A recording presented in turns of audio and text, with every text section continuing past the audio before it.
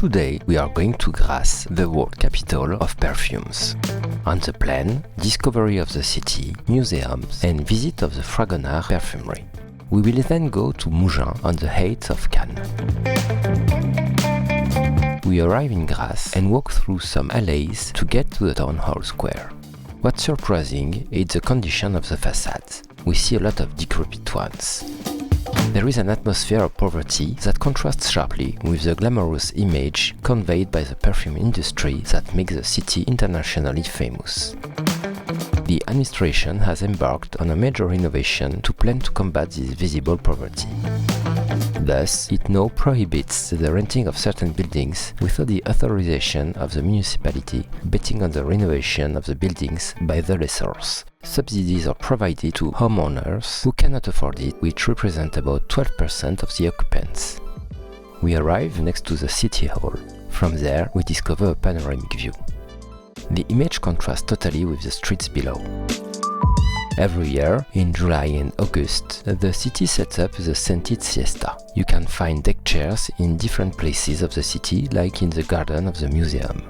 And it's on the 24th of August square that we find some of these deck chairs arranged in a small green setting in the center of the square. After this stop, and some pictures taken on this giant deck chair, we go to the Cathedral Notre-Dame-du-Puy. It's an ancient Roman Catholic cathedral. 8 bells ring out from a bell tower that is 34 meters above the cathedral. The style is inspired by the Lombardy tradition. The walls are built of white limestones called La Turbie stone. The current door of the facade in walnut dates from 1721. The first mention of a church in Grasse is established in 1154.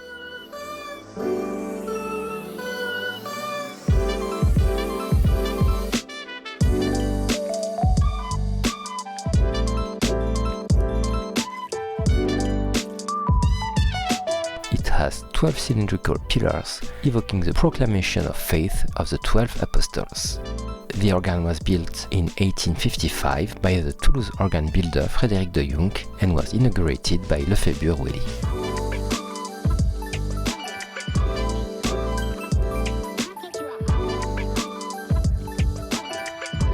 When we leave the church, we discover the monument to the dead, which was inaugurated on March 4, 1928.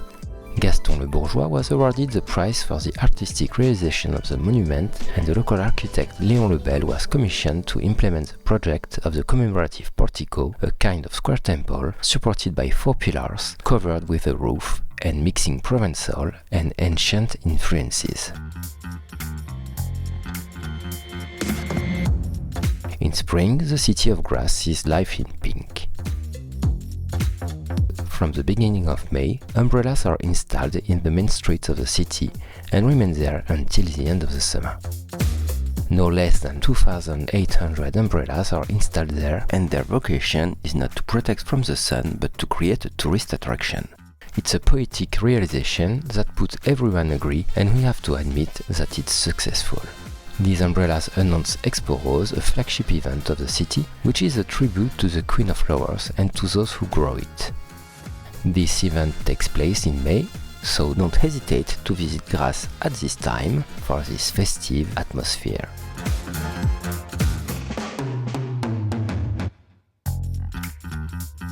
We head to the Old Town and walk through the charming narrow street of the Old Grasse, whose facades are painted in yellow and orange colors. We cross many stores with the touch of Provence, perfumeries, soap factories, nougat shop.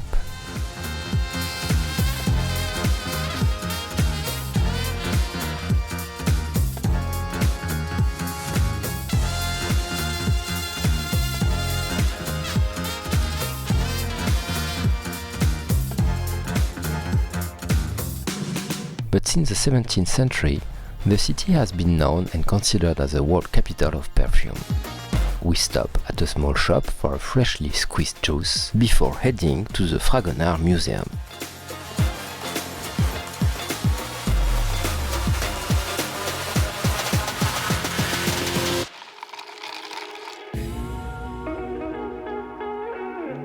The exhibition of the moment is entitled The Road to Happiness.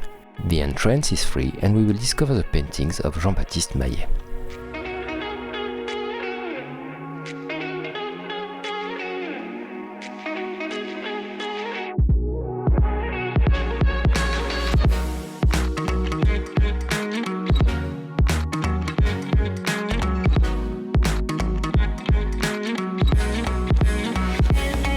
We continue our walk in town and discover regional products, cakes, perfumed waters and sweets in pink boxes, candied fruits and other sweets.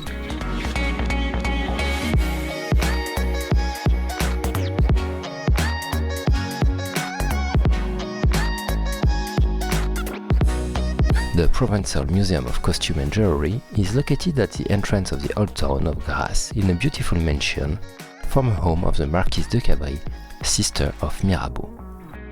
In this house full of history, far from the noise of the revolutionary court that once occupied it, there are strings of small intimate rooms spread around a magnificent staircase that lends itself well to a stroll. Today, the museum houses a unique collection of clothing and jewelry from the 18th to the end of 19th century.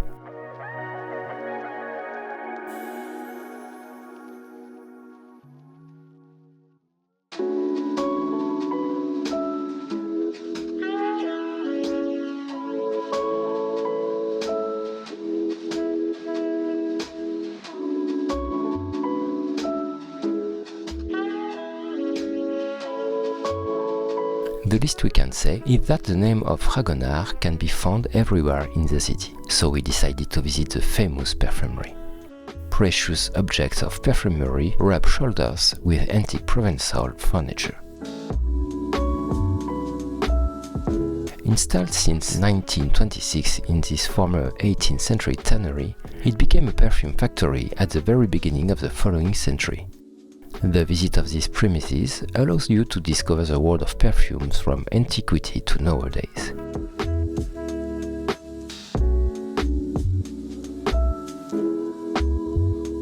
In the distillation room, stills for steam distillation are exposed. A guide explains the history of perfumery and the ancient techniques used to extract essential oils. We discover the techniques of hot and cold enfleurage for the most fragile flowers such as jasmine or daffodil, as well as modern techniques of extraction. In the packaging room, the perfumes are bottled and labeled. The bottles are made of aluminium, which protects the perfumes from light and allows them to be kept for up to 6 years. The maceration and filtering room is composed of large stainless steel vats in which the perfume concentrates are mixed with alcohol and macerate for several weeks. We discover old machines and old photos of the past periods framed and displayed on the walls.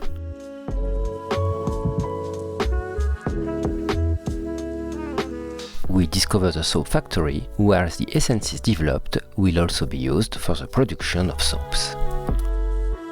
The visit of the workshops ends in the former laboratory of the perfumer. The exit is through the sales lounge, where all the products of the perfumery are presented at the different counters: perfumes, toilet waters, soaps, candles, diffusers, and also cosmetics, shower gels and gift boxes.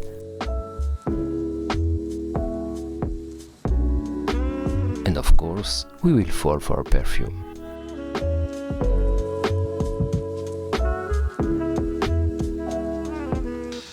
Before leaving, we stop in a bakery for a small snack and we head towards Mougins. The commune, historically a peasant village specialized in jasmine picking, is now massively urbanized with an abundance of neo-Provençal and modern-style villa. Tourism has developed mainly in art and gastronomy. Art has a very important place in this village. Picasso ended his life here between 1961 and 1973. There is a sculpture of the artist's face in the Place des Patriotes. On the Roger Verger Square, there is an ice cream shop that catches our eye. We stop there to taste an excellent almond ice cream. One of the particularities of the city is that it is built in the shape of a snail. Every year, the International Festival of Gastronomy is organized in September. This small town of 19,000 inhabitants has preserved its old village on a promontory. In many places you can find sculptures of vegetables and animals that decorate the old streets and alleys of Mougins. The atmosphere is peaceful and we want to walk around to let our eyes go as the village is well maintained and the atmosphere relaxed.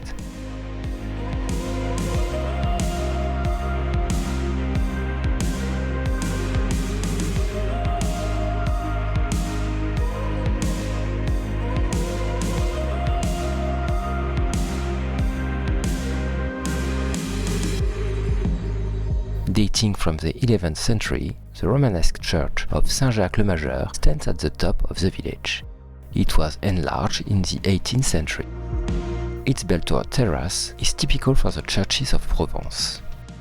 It's now possible, by reservation only, to climb to the top of its bell tower, which rises at more than 300 meters above sea level.